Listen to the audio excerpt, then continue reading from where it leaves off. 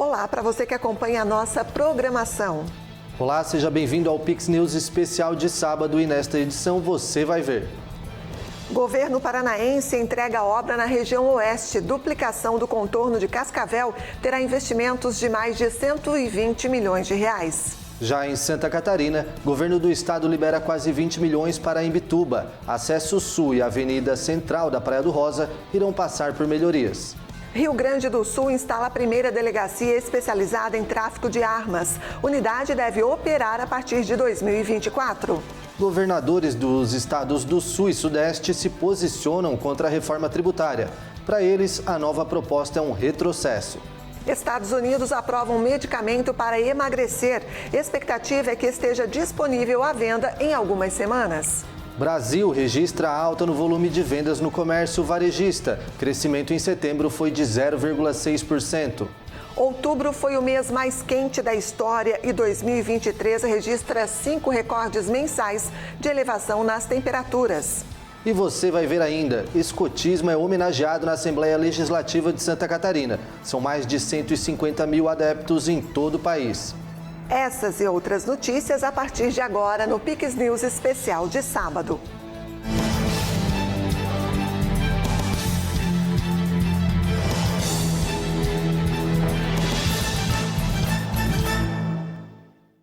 Olá, obrigada pela companhia. Nesta semana, o governo do Paraná entregou as obras de duplicação do contorno oeste de Cascavel. O empreendimento, fruto de um investimento de quase 130 milhões de reais, é resultado de uma parceria entre o governo do estado, governo federal e Itaipu Binacional. O contorno dá mais agilidade na conexão entre a BR-277 e a BR-163, além de criar uma ligação mais segura aos motoristas que acessam a Avenida Brasil pelas rodovias da região. Além dos investimentos na obra, o valor total inclui as desapropriações realizadas para a construção das novas pistas. E que hoje o governador, junto com a diretoria da Itaipu, vem aqui entregar essa obra, né? Esse foi um tratado que o governador fez pessoalmente, de resgatar essa obra que era de tanto tempo de espera, e ela está pronta, maravilhosa, né? Não só o contorno, que é muito importante, unindo duas rodovias federais, a 277 e a 467, e também a extensão da Avenida Brasil, da Avenida das Torres, facilitando aqui a mobilidade, dando mais conforto a todos que moram aqui. A obra no contorno contemplou quase 15 quilômetros de construção de pistas paralelas ao antigo contorno. Uma nova via de acesso de 5 quilômetros até o centro da cidade, por meio da Avenida Brasil e da Avenida das Torres, também foi liberada, totalizando mais de 19 quilômetros de obras entregues. Olha, para nós é um motivo de muita alegria, um grande orgulho poder estar hoje aqui em Cascavel com o prefeito Paranhos, com os nossos deputados, com a sociedade civil organizada representada aqui pela Associação Comercial, o Sinduscom, enfim, a comunidade como um todo, de mais uma obra importantíssima, uma obra histórica para a cidade de Cascavel, que era um desejo da cidade e uma necessidade da cidade há muitos anos, e esse faz parte de um grande pacote de investimentos para a região oeste do estado do Paraná, de grandes obras de infraestrutura. Nós entregamos, que nem inauguramos, né, mas já foi entregue à população há alguns meses, o Trevo Cataratas, que era o maior problema de entroncamento rodoviário do sul do país, hoje resolvido, uma obra que é uma referência para o país. Agora a rodovia passa a ter 2 pistas, além de acostamento externo e acostamento interno. O projeto entregue também conta com nova iluminação, dispositivos de drenagem, sinalização, meios-fios, calçadas, barreiras de concreto e melhorias ambientais. E ainda no Paraná, o governador Ratinho Júnior assinou nesta semana um convênio com a cooperativa Cevale e a prefeitura de Palotina, também no oeste paranaense, para a construção do novo contorno viário da cidade. O investimento na obra será de 147 milhões de reais. A obra irá trazer mais segurança viária à cidade e aos municípios do entorno, pois desviará o fluxo de caminhões do centro de Palotina, agilizando o transporte de cargas do oeste do estado. O projeto prevê que até 2030, mais de 5.500 caminhões passem pelos mais de 15 quilômetros do contorno diariamente. O Paraná quer ser essa referência na produção de alimentos, mas não apenas na produção de alimentos, gerando e plantando e colhendo grãos, mas industrializando tudo aquilo que nós produzimos. E a Cevale, que é uma das maiores cooperativas do mundo, ela faz isso e tem puxado toda essa necessidade e essa modernização das cooperativas, que é essa industrialização. Então, hoje a Cevale é uma referência no abate de frango, de peixe, agora vindo com uma esmagadora de soja, que é a mais moderna da América do Sul. Então tudo isso ajuda a ter valor agregado e, além disso, muito emprego, porque só a colheita ela dá emprego, mas a indústria ajuda a dar mais emprego ainda. E, claro, automaticamente mexe na roda gigante da economia, porque esse trabalhador que está na indústria vai gastar o dinheiro do comércio e aí tudo acaba acontecendo. O convênio prevê que a obra seja conduzida pela cooperativa, o que dá mais celeridade ao empreendimento, com o abatimento de impostos proporcionais ao investimento feito pela Cevale. O governo estadual, por sua vez, vai realizar as desapropriações necessárias para a obra. Olha, nós não tínhamos esmagadora, então nós dependíamos de terceiros. Terceiros faziam isso para nós. A gente só tem a agradecer eles porque foram fornecedores durante esses anos aí de farelo de soja. Só que agora nós vamos passar a produzir. Então, analise, se nós só economizar o frete de buscar o produto a 250, 300 km de distância, todo santo dia, milhares e milhares de toneladas que vem, olha quanto dá isso já de economia. E quem vai ganhar com isso é a comunidade. Vai ganhar o produtor, vai ganhar os associados de uma forma geral e a própria comunidade, como eu falei. O projeto inclui pistas de trânsito rápido, rotatórias e conexões nas saídas de Palotina para Assis Chateaubriand e Terra Roxa pela PR-364 e para Umuarama pela PR-182. E aí tem um movimento junto também com os outros cadeias, que é o leite e todos os outros derivados. Então, o agricultor hoje, pequeno e médio, ele vive muito bem na sua propriedade em função de ter garantia da produção e da venda também. E nós também temos a maior dificuldade nossa aqui, é emprego. Nossa empregabilidade aqui, sempre recorde, trazendo mais de 3 mil pessoas de fora para trabalhar em Palotina. Isso é uma coisa que nós estamos vendo com o governo do estado, com a Cevale, para construirmos casa e trazer um pessoal para trabalhar, inclusive com uma ideia de buscar o pessoal de cidades grandes que foram para lá como agricultores ou pequenos agricultores e não estão se dando bem, trazendo de novo para o interior, trabalhando no agronegócio. O novo contorno vai atender também o aumento na movimentação de caminhões do município com a entrada em funcionamento da nova esmagadora de soja da Cevale. O empreendimento da cooperativa recebeu investimento de R$1 bilhão e tem capacidade de processamento de 60 mil sacas de soja por dia, produzindo farelo e óleo para as indústrias de rações da Cevale. A estrutura ocupa 12 hectares do complexo industrial da cooperativa no município de Palotina. É um processo inteligente de fomentar a agroindústria para agregar valor à nossa economia. Esse é um tema muito caro a nós paranaenses, que somos grandes produtores de grãos, mas também grandes produtores de proteína animal, que usa o milho e a soja como insumo fundamental na criação dos animais. Só que nós continuamos ainda exportando montanhas de soja em grão e milho em grão barato para o mundo, e também farelo de soja. Só para dar uma ideia, uma dimensão, esse ano são 95 milhões de toneladas de soja em grão, 21 milhões de toneladas de farelo de soja, 52, 53 milhões de toneladas de milho em grão, barato demais. A decisão que a Cevale tomou de fazer uma mega indústria a mais moderna do Brasil, que vai 3 mil toneladas de soja por dia vai ser processada aqui, tem essa visão, produzir o próprio insumo, já que usa bastante na produção de peixe, na produção de leite, de porco, de frango, mas também ser um jogador no mercado internacional a partir do óleo e do farelo. O governo de Santa Catarina anunciou nesta semana o convênio que libera o repasse de quase 20 milhões de reais ao município de Imbituba, no litoral sul do estado. Os recursos serão investidos em 2 obras importantes de infraestrutura. Conhecida como a capital nacional da baleia franca, Imbituba atrai milhares de turistas todos os anos para conhecer essas gigantes e também as belas praias. Uma inclusive conhecida internacionalmente, a Praia do Rosa. O porto de Imbituba também tem apresentado crescimento recorde de movimentações nos últimos anos. No entanto, o acesso a esses locais não acompanha o crescimento. Buracos e faltas de sinalizações em muitas partes dificultam o trânsito, principalmente na Avenida Renato Ramos da Silva, o acesso sul do município. Problema que deve ser resolvido com a assinatura que autoriza o repasse de 19,6 milhões de reais por parte do governo estadual para a revitalização da via que inicia na Vila Nova, ligando a BR-101 ao centro da cidade.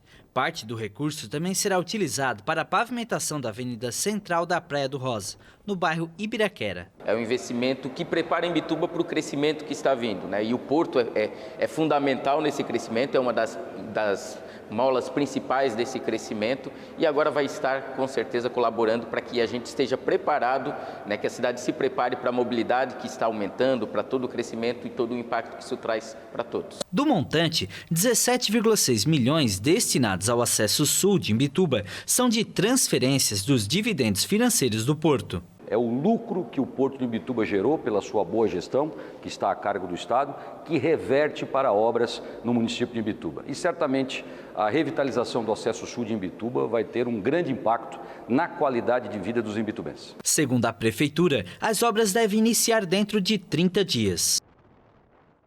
Você sabe o que é uma PPP? Pela primeira vez, o estado de Santa Catarina vai realizar uma parceria público-privada. Esse acordo inédito vale para a administração de um aeroporto na região sul, no município de Jaguaruna.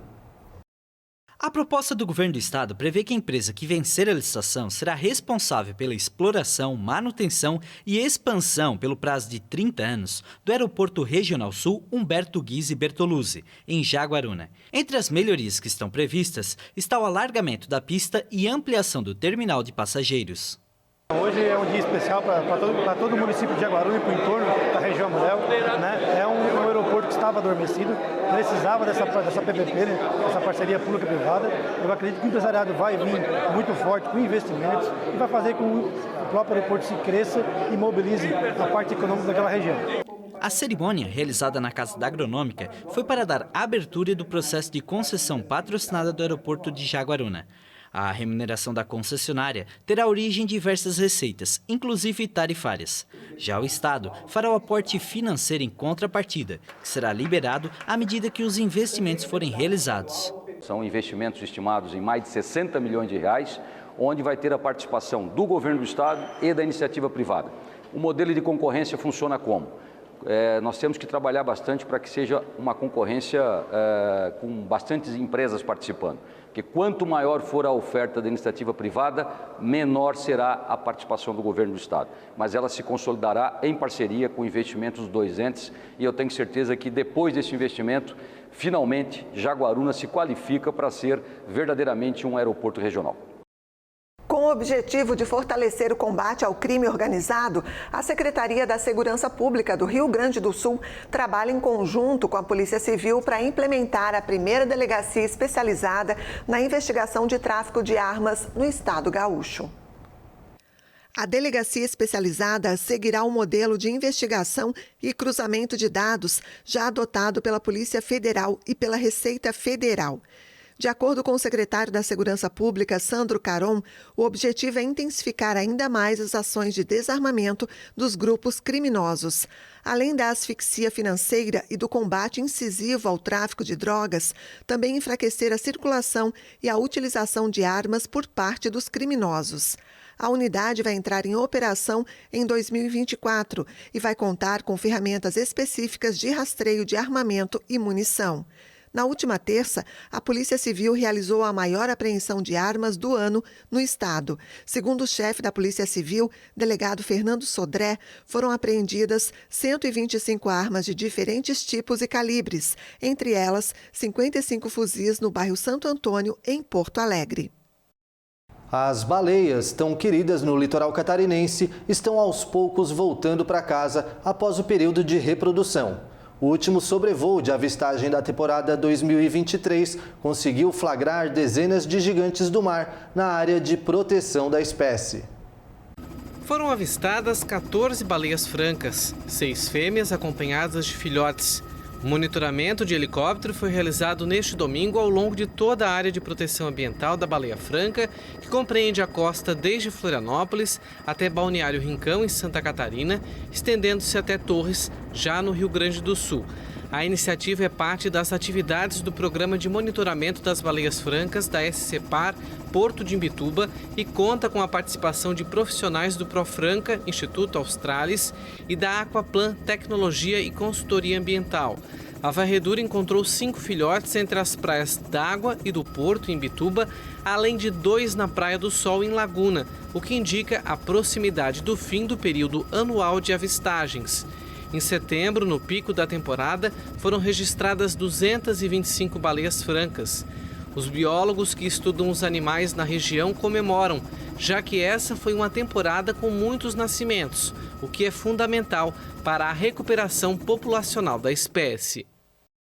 40 estudantes da Rede Estadual de Ensino do Paraná embarcaram nesta semana para o intercâmbio de 6 semanas na França. Os estudantes selecionados pelo programa Ganhando o Mundo partiram do Aeroporto Internacional Afonso Pena, em São José dos Pinhais, rumo ao país europeu.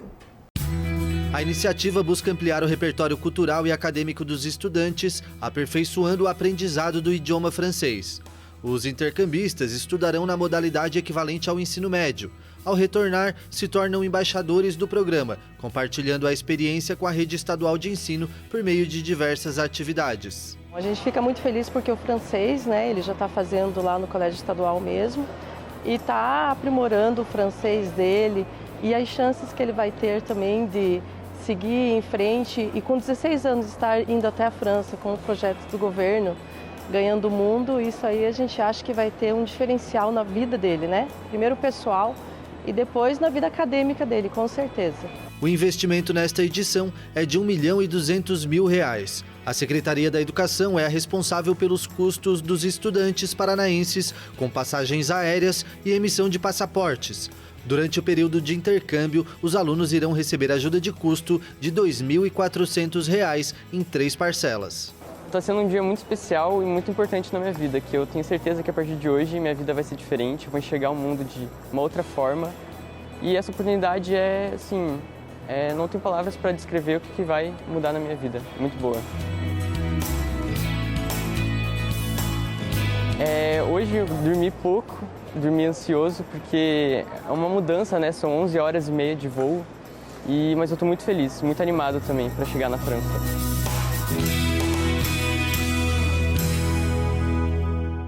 Comemorando os 110 anos do escotismo catarinense, uma homenagem foi organizada pela Assembleia Legislativa.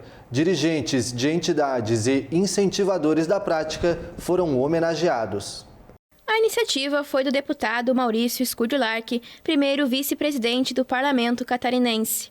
Há 9 anos, ele assinou o Pacto Escoteiro, que propõe aos políticos a adoção de uma linha de trabalho de acordo com os preceitos do escotismo. O deputado também ajuda o movimento com repasse de recursos. Nós temos emendas destinadas a municípios que vão investir em apoiar o movimento escoteiro. Então, por tudo isso, a gente entendeu que tinha que homenagear aqueles que estão conduzindo esse trabalho no Estado e valorizar, levantar essa bandeira que é tão importante para Santa Catarina. O movimento escoteiro chegou ao Brasil em 1910 por meio de oficiais da Marinha Brasileira e se instalou em Santa Catarina 3 anos depois, em 1913. O escotismo tem mais de 150 mil adeptos no país.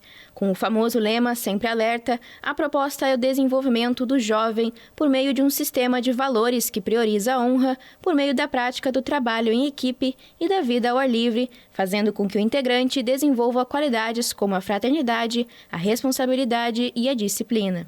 Santa Catarina conta com 12 mil escoteiros entre jovens e adultos. E representa uma formação de coeducação para os jovens, que tem um propósito de oferecer a uma sociedade mais justa, onde as crianças, através de atividades práticas, com o meio ambiente, com socialização, com educação não formal, constrói um caráter formativo, buscando oferecer ao país, no caso aqui o Brasil, pessoas com um caráter ilibado, que buscam melhorar esse mundo ao qual nós estamos vivendo hoje. Não é à toa que a gente encontra muito nessa caminhada onde a gente vai, profissionais liberais, autoridades, políticos, profissionais também de chão de fábrica, enfim, de diversas funções, e todas têm a sua atribuição, mas que foram escoteiros. Isso é muito legal. E viver o escotismo, a gente sempre fala que o escotismo não é uma roupagem que se usa aos sábados à tarde, não é o nosso uniforme que nos identifica. Ser escoteiro é tu vivenciar no dia a dia os valores, né, que é a nossa promessa escoteira. E com certeza os jovens, os adultos de ontem e de hoje são os que fazem da nossa querida Santa Catarina um estado melhor. Durante a solenidade, dirigentes do movimento também destacaram a importância desta homenagem feita pela Assembleia Legislativa. Significa que a gente está desenvolvendo um bom trabalho junto à sociedade, e o reconhecimento da Aresc para nós é muito importante, principalmente para os grupos escoteiros que aqui estão e aos jovens com qual a gente está coeducando. É muito importante pela valorização que se dá a uma entidade que vem com centenária, né, buscando trabalhar com o jovem, tornar esse jovem mais responsável na formação dele e principalmente trabalhar o voluntariado, né, que é os adultos, que também a gente acaba trazendo uma formação para o adulto também. O ano de 2023 teve o mês de outubro mais quente da história. A média em todo o planeta foi 0,4 grau maior que o recorde anterior de outubro no ano de 2019. O mês passado foi o outubro mais quente já registrado no planeta, prolongando uma série de 5 recordes mensais consecutivos. O anúncio foi feito nesta quarta-feira pelo Observatório Europeu Copérnicos, que prevê que 2023 será o ano mais quente da história. Os novos dados, que na prática são traduzidos em secas e fome, incêndios devastadores ou furacões mais intensos, reforçam os alertas dos cientistas antes da reunião da Cúpula do Clima COP28 da ONU em Dubai, que começa no fim do mês. O Copérnicos já consegue afirmar que 2023 será o ano mais quente já registrado. No mês passado, com média de 15,38 graus, na superfície do planeta, o resultado superou em 0,4 graus o recorde anterior de outubro de 2019. A anomalia é considerada excepcional para as temperaturas mundiais. Desde janeiro, a temperatura média do planeta é a mais quente já registrada para os primeiros 10 meses do ano. Mais do que nunca, 2023 se aproxima do limite emblemático de 1,5 graus a mais estabelecido pelo Acordo de Paris. A COP28 deve apresentar a primeira avaliação oficial desde a adoção da meta e, se possível, as primeiras medidas de correção. A Organização Meteorológica Mundial previu que o limite deve ser superado pela primeira vez no período de 12 meses nos próximos 5 anos. Atualmente, os cientistas consideram que o aquecimento está na faixa de 1,2 graus a mais na comparação com a era pré-industrial. E você vai ver a seguir: comércio varejista registra alta no país. Rio Grande do Sul anuncia combate contra o tráfico de armas com criação de delegacia especializada. Estados Unidos aprovam um novo medicamento com a promessa de redução de peso. E a gente mostra a iniciativa dos museus do Paraná de aproximar a arte da comunidade. É depois do intervalo. Voltamos já. Dia do Supermercado, vem aproveitar no Comprão. Um fim de semana inteiro com os melhores descontos. Fraldinha vazio ATC inteiro a vácuo a partir de R$ 22,90 o quilo no Clube K. Coxa e sobrecoxa de frango congelada R$ 6,69 no Clube K. Ovos vermelhos ou brancos com 30 por R$ 13,99 no Clube K. Café Caboclo 500 gramas R$ 10,69. Lava-roupas brilhante 2,4 kg R$ 22,99. E toda a linha Mille com descontos de 50% na segunda unidade do mesmo produto.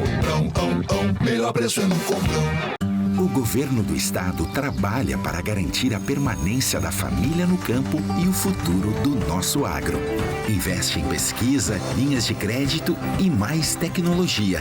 Os projetos apoiam iniciativas, facilitam a aquisição de equipamentos e possibilitam a inclusão digital. Através da Secretaria de Agricultura, oferece cursos técnicos específicos para o jovem do campo. Aqui, o agro é levado a sério. Governo de Santa Catarina.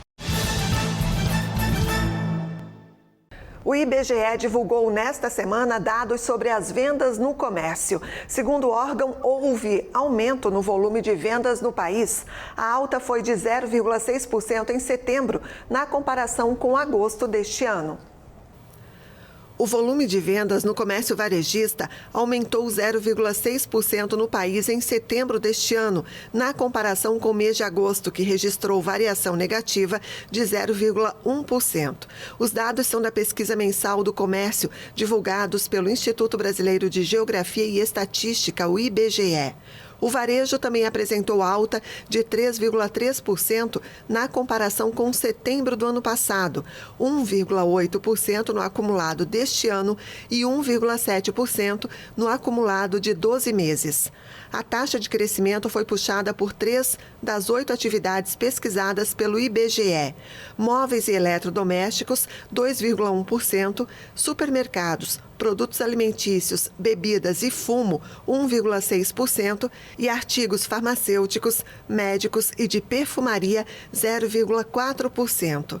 5 atividades tiveram queda no período: combustíveis e lubrificantes, vestuário e calçados, livros e papelaria, outros artigos de uso pessoal e doméstico, menos 0,9%, e equipamentos e material para escritório.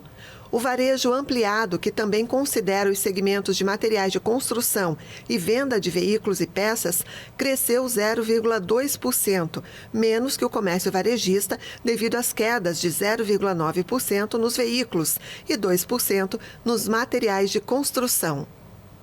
O governador do Rio Grande do Sul, Eduardo Leite, anunciou 2 mudanças no secretariado do Estado. O objetivo dessas novas adequações é fortalecer a base governista. O deputado federal Carlos Gomes, do Republicanos, assumirá a Secretaria de Habitação e Regularização Fundiária em substituição a Fabrício Perutim, do União Brasil, primeiro partido a apoiar a candidatura de Leite nas últimas eleições. Perutim será o novo titular da Secretaria de Justiça, Cidadania e Direitos Humanos. O atual secretário da pasta, o ex-deputado estadual Matheus Vesp, do PSDB, partido de Leite, assumirá um posto de assessoramento político no gabinete do governador. Vesp é cotado para disputar as eleições em 2024. As mudanças foram anunciadas durante reunião do secretariado de governo. Leite agradeceu aos secretários pela dedicação durante o período em que estiveram nos cargos. O governador disse ainda que essa dança das cadeiras é importante para fortalecer a base de apoio político ao governo. O governo de Santa Catarina inaugurou 41 novos leitos de internação no Hospital e Maternidade Marieta Conder Bornhausen, em Itajaí. 90% dos novos leitos vão atender pacientes do Sistema Único de Saúde.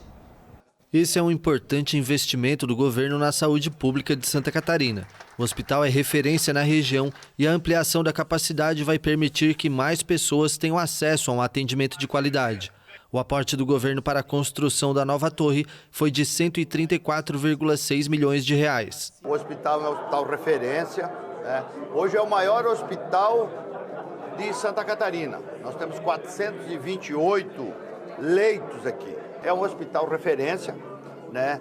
Pelo trabalho que as irmãs fazem aqui. Elas fazem um trabalho dedicado e a Secretaria da Saúde tem dado respaldo a isso. Nós vamos continuar investindo aqui para deixar cada vez melhor atendimento de todos os segmentos da saúde. Além dos 41 novos leitos de internação, o Complexo Madre Teresa também contará com urgência e emergência, centro de diagnóstico por imagem, ambulatório, banco de leite, 20 leitos de UTI adulto e 10 de UTI neonatal, além de 10 leitos de unidade de cuidados intensivos, 12 salas cirúrgicas, sendo 3 obstétricas, central de materiais esterilizados e unidade de alta complexidade oncológica. Desses 428 leitos, 93% do atendimento é dedicado ao SUS, ao Sistema Único de Saúde. E nós, passando para 428 leitos, nós nos tornamos o maior hospital do estado de Santa Catarina. Então, essa data é muito significativa também para nós, enquanto instituição, e acredito que para todo o estado, né? Essa é uma notícia muito positiva para moradores de Itajaí e região. O hospital é um importante centro de atendimento de saúde e a ampliação da capacidade vai contribuir para melhorar ainda mais o atendimento à população. O hospital e a irmã Simone, junto com a equipe, cuidaram de fazer toda a revisão do sistema de ar-condicionado, que foi que atrasou, então, a abertura desses andares. Está previsto agora já para dezembro mais um andar de internamento e o centro diagnóstico por imagens, ainda neste ano. E gradativamente, janeiro e fevereiro, os demais andares, porque tem toda uma preparação da equipe que vai trabalhar também, né? Tem toda uma organização dos profissionais da enfermagem e demais profissionais, porque não é só chegar e atender o paciente, tem que conhecer a rotina da casa e tem que ser preparados. Quando nós assumimos o governo, tínhamos 105 mil pessoas na fila sofrendo e agora, graças a Deus, com a ajuda dos hospitais filantrópicos, das organizações sociais, dos hospitais públicos, nós já conseguimos operar 100 mil pessoas. Eu acho que já estamos nas 105 mil. A secretária vai ter, essa semana, ela vai ter que nos dizer se já chegou, se já zeramos 5 mil antigos, porque os novos a gente deu conta. Esse momento para a gente foi muito importante, porque o governador Jorginho assumindo, juntamente com a secretária Carmen, eles têm esse olhar que eu acho um olhar muito importante, que é colocar para funcionar as estruturas já existentes. Porque às vezes o político entra com aquela concepção, vou construir coisas novas e acaba não olhando para aquilo que já existe na região e que precisa operar, que precisa entrar em operação. Então esse olhar é um olhar assim de muita sabedoria, muito importante para a gente. Esse apoio do governador, esse apoio da secretária Carmen.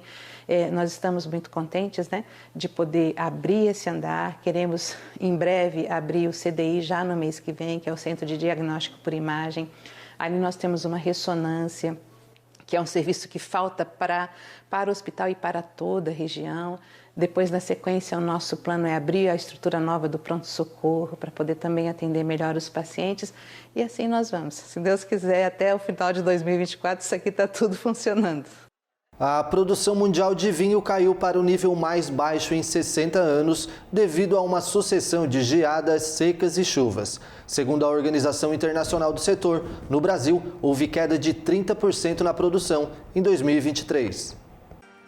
Quedas significativas foram registradas na América do Sul e na Espanha. Segundo as primeiras estimativas da Organização Internacional, em 2023, o volume mundial caiu 7% em relação ao ano anterior. A França manteve a produção estável e voltou a ser a maior produtora global em volume, à frente da Itália, onde a produção caiu 12%. Todos os grandes fabricantes sul-americanos registraram uma queda significativa na produção em relação a 2022. No Chile, maior produtor do Hemisfério Sul, o volume foi 20% menor do que no ano anterior. A safra foi gravemente afetada por incêndios florestais e secas. Também afetada por distúrbios e tempestades de granizo, a produção na Argentina teve queda de 23%. Isso representa um dos menores volumes registrados na história do país. No Brasil também houve queda de 30%. No vizinho Uruguai, a queda foi de 34%. O tradicional bastão, que será usado pelo vencedor das eleições presidenciais na Argentina no próximo dia 19 de novembro, tem percorrido o país. Por tradição, milhões de argentinos participam da fabricação do Cabo de Prata. Os argentinos ainda não sabem quem será o próximo presidente. Mesmo assim, esta oficina já prepara o bastão que será utilizado pelo vencedor das eleições presidenciais de 19 de novembro. O atual ministro da Economia, Sérgio Massa, ou libertário de ultradireita, Javier Milei. O bastão é feito pelo ourives Juan Carlos Palarroz há décadas. Por tradição, milhares de argentinos participam da fabricação do Cabo de Prata. É por isso que a bengala tem percorrido o país no último ano e meio. Neste bastão que temos aí, o novo. Neste novo bastão, mais de 4 milhões de pessoas já trabalharam. Isso quer dizer que tudo se fortaleceu com o tempo. Começamos a nos conhecer e as pessoas começaram a querer trabalhar. Me ligam de todos os lugares. Me chamam de todos lados. Durante a turnê do bastão pelo país, um livro coletou milhares de mensagens escritas à mão por aqueles que participaram. A maioria delas com votos de felicidade. O bastão tradicional é feito inteiramente de materiais argentinos. A madeira, por exemplo, é de urunday, uma árvore da província de Corrientes, no nordeste do país, conhecida pela rigidez e brilho natural. Eu digo ao presidente, você deve imitar as qualidades dessa madeira. Seja trabalhador, mantenha-se sempre reto, brilhe com sua própria resina, com seu próprio sangue ou com seu próprio trabalho e não seja corrupto. Espero que se inspire. Espero que se inspirem. O trabalho é realizado com materiais doados e é cobrado uma taxa simbólica de 1 peso. A Justiça Argentina designou o tribunal que vai julgar os 8 acusados pela morte de Diego Maradona. Os réus podem pegar até 25 anos de prisão. O caso foi atribuído ao Tribunal Oral em Crime de San Isidro, localizado a 20 quilômetros ao norte de Buenos Aires. A corte é composta por 2 juízes e um terceiro, que ainda será nomeado. A data de início do julgamento não está definida. Em abril, um tribunal de apelações decidiu que o neurocirurgião Leopoldo Luque, a psiquiatra Agustina Kossakov e outros 6 acusados, todos em liberdade, seriam julgados por homicídio simples com dolo eventual e poderiam receber penas de 8 a até 25 anos de prisão.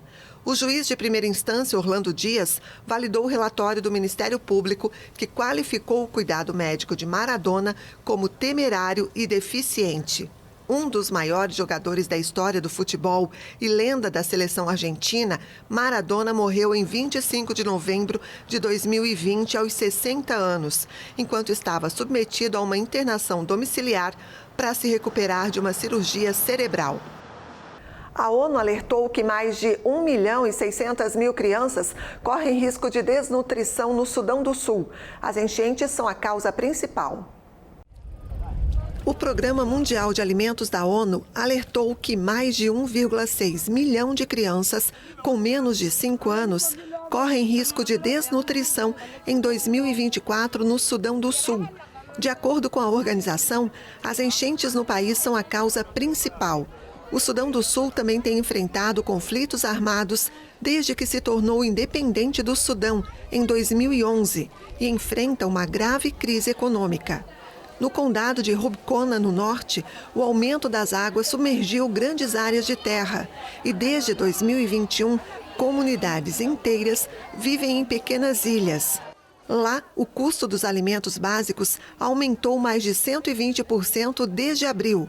Segundo a ONU, até abril de 2024, as comunidades poderão enfrentar níveis catastróficos de fome. Uma das obras-primas do pintor espanhol Pablo Picasso foi arrematada por mais de 139 milhões de dólares em um leilão em Nova York, o equivalente a 680 milhões de reais. O leilão de uma das obras-primas do pintor espanhol Pablo Picasso alcançou mais de 139 milhões de dólares, cerca de 680 milhões de reais.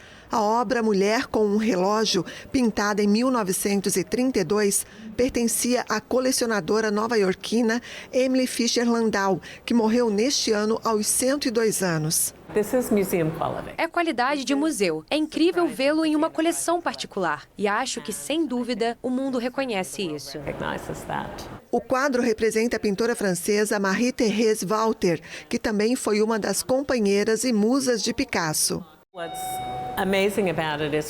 O incrível nela é sua majestade, sua graça, sua maturidade. Ela ainda é uma mulher muito jovem sentada nessa cadeira incrível. É quase como um trono. Ela me lembra as Madonas das pinturas renascentistas. Ela tem esse ar de realeza. A venda foi a segunda mais cara da história do artista, que morreu há 50 anos e que agora tem pelo menos 6 pinturas avaliadas em mais de 100 milhões de dólares, cerca de 490 milhões de reais. O premier português António Costa anunciou na última terça-feira a renúncia ao cargo. O presidente Marcelo Rebelo de Sousa aceitou a demissão do socialista investigado por corrupção. Atingido por um escândalo de corrupção no governo, o socialista Antônio Costa foi afetado por investigações de corrupção em negócios de lítio e hidrogênio.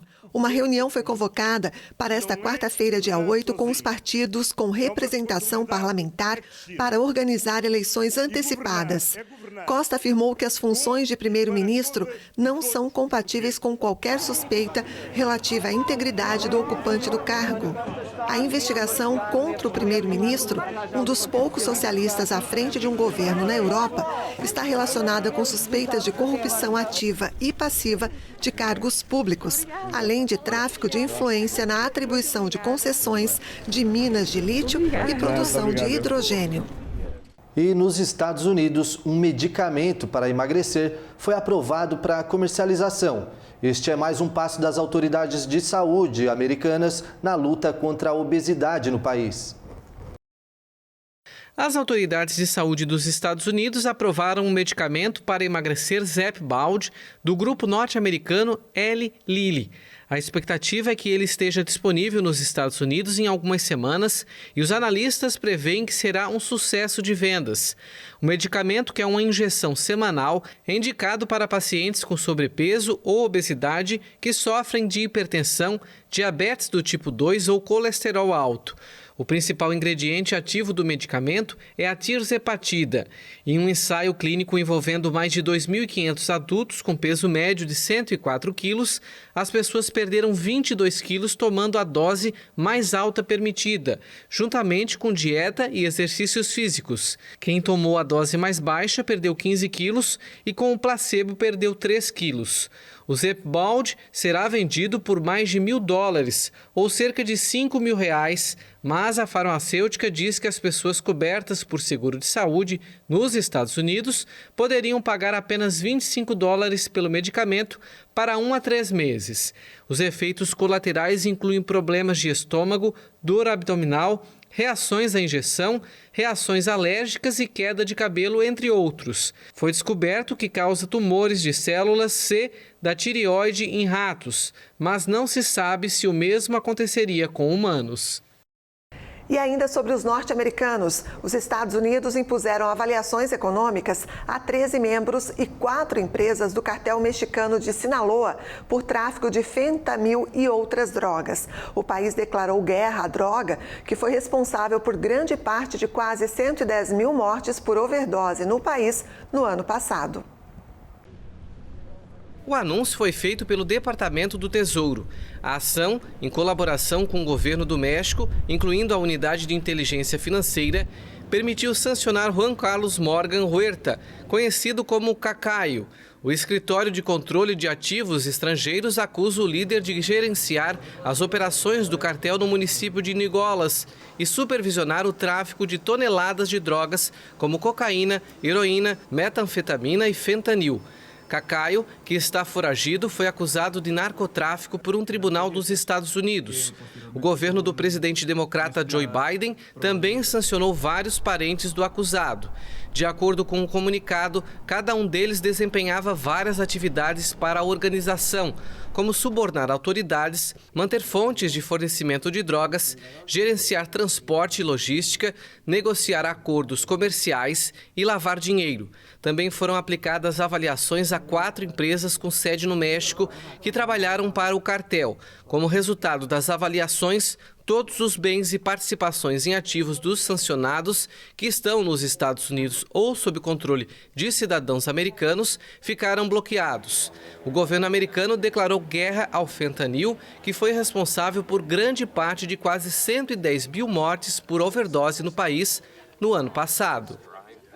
Considerado o principal desafio da agenda econômica do primeiro ano do governo Lula, a reforma tributária venceu mais uma etapa nesta semana. O plenário do Senado aprovou a proposta em 2 turnos de votação. A proposta de emenda à Constituição recebeu 53 votos favoráveis e 24 contrários no primeiro e no segundo turno de votação. A reforma unifica 5 tributos e cria o IVA, Imposto sobre o Valor Agregado.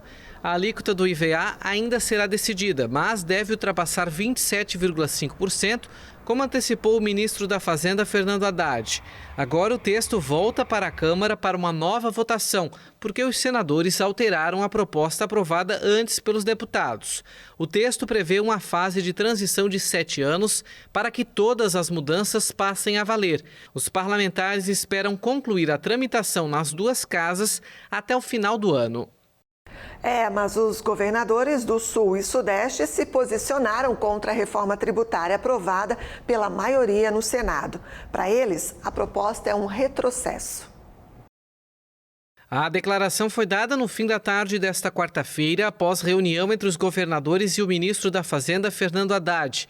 Os chefes dos executivos estaduais criticaram as emendas adicionadas no Senado e apresentadas pelo senador Eduardo Braga, do MDB do Amazonas. Para os governadores do Sul e Sudeste, o relatório está indo na contramão da ideia original da reforma tributária de acabar com a guerra fiscal entre os estados. Para eles, ao invés de simplificar, a nova forma deixa o processo ainda mais complexo, além de acabar tirando a capacidade de os estados poderem avançar com as próprias arrecadações. Eles alertaram ainda que a proposta vai contra a questão da sustentabilidade, já que o relatório incentiva a produção de veículos a combustão, que é algo que o mundo está indo no caminho contrário. Do jeito que está, ela desconstrói tudo aquilo que foi construído na Câmara Federal, que foi um grande avanço e que trouxe equilíbrio para essa reforma tributária entre todos os estados brasileiros. A reforma tributária, ela tem como uma das suas missões acabar ou próximo de zerar a guerra fiscal. Esse novo relatório, ele aumenta a guerra fiscal entre os estados, divide as regiões, isso é muito ruim. A preocupação que nós temos com a sustentabilidade, que foi inclusive um tema do nosso último encontro dos estados do Sul e Sudeste, para que a gente pudesse avançar nessa pauta da sustentabilidade, criar um mecanismo para poder incentivar a indústria, também partir para isso. Nesse relatório, ele incentiva a produção de veículo a combustão, que é algo que o mundo está indo ao contrário. Então, também nos posicionamos nesse sentido também contra aquilo que foi colocado. Alguns incentivos também na questão agrícola de insumos e também componentes, autopeças, isso também cria um desequilíbrio entre os estados. Então, nós entendemos, eu não posso aqui colocar o Espírito Santo, porque o governador Casagrande não participou dessa reunião, mas entre os estados do Sul e Sudeste, tirando o Espírito Santo, que não tem uma posição ainda clara, que nós entendemos que da maneira que está no Senado não deve andar essa reforma tributária, que seria um retrocesso para o Brasil. Os governadores chegaram a pedir o adiamento da votação, já que não tiveram prazo para apresentar junto aos senadores da base contraponto ao texto apresentado. Mas o pedido foi negado. Do jeito que está sendo colocado hoje, ela está criando mais complexidade, criando ilhas de prosperidade tributária, que é muito ruim, cria um ambiente desigual entre os setores, e a ideia também acaba tirando também a capacidade dos estados de poder avançar com a sua própria arrecadação e também disputar em grau de igualdade a questão de desenvolvimento regional.